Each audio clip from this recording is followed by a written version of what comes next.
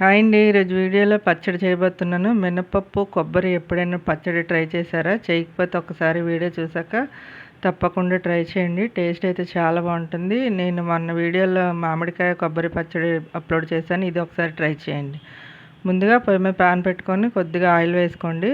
పండుమిర్చి వేసుకోండి. పండుమిర్చి అయితేనే పచ్చడికి టేస్ట్ బాగుంటుంది. కొంచెం వేగిన తర్వాత మరీ ఎక్కువ రంగు అవసరం లేదు, తీసేసి మిక్సీ బౌల్లో వేసుకోండి. నెక్స్ట్ మినపప్పు తీసుకోవాలి. ఒక కప్పు కొబ్బరి ముక్కలకి పావు కప్పు మినపప్పు తీసుకోవాలి. ఇది కరెక్ట్గా మెజర్మెంట్ అండి. టేస్ట్ కూడా చాలా బాగుంటుంది.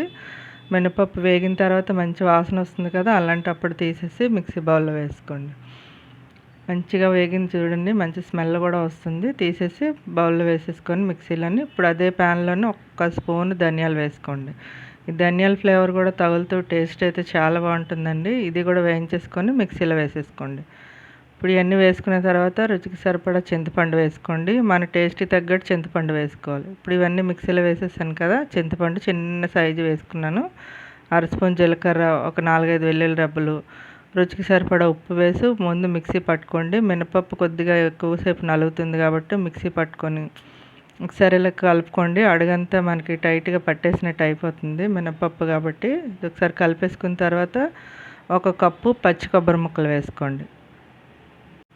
పచ్చి కొబ్బరి వేసిన తర్వాత ఒక పావు కప్పు వాటర్ వేసుకోండి. మరీ టైట్గా ఉండకూడదు. ఆపి మిక్సీ పట్టడం వల్ల మనం గ్రైండర్లో రుబ్బుకున్న, ఒక రోట్లో రుబ్బుకున్న ఎలా ఉంటుందో అలా వస్తుందండి. మరి పేస్ట్ అయిపోకుండా ఇలా ఉంటే సరిపోతుంది. ఇప్పుడు ఇది తీసేసి ఒక బౌల్లో వేస్తాను. ఇది ఇడ్లీలోకైనా మనం అన్నంలో ఒక నెయ్యి వేసుకొని తిన్నా చాలా చాలా బాగుంటుందండి. ఒక్కసారి తప్పకుండా ట్రై చేయండి. కొద్దిగా మినపప్పు, ఎండుమిర్చి, ఆవాలు, కరివేపాకు వేసి తాలింపు వేసేసాను. చాలా సింపుల్ అండి, అప్పటికప్పుడు చేసేయచ్చు ఈ పచ్చడి. ఒకసారి మినపప్పుతో ట్రై చేయకపోతే తప్పకుండా ట్రై చేయండి. వీడియో చూసిన వారు, కొత్తగా చూసేవారు ఎవరైనా ఉంటే సబ్స్క్రైబ్ చేసుకోండి. పక్కనే ఉన్న బెల్ ప్రెస్ చేయండి. ఈ వీడియోని లైక్ చేయండి, షేర్ చేయండి. Thank you for watching.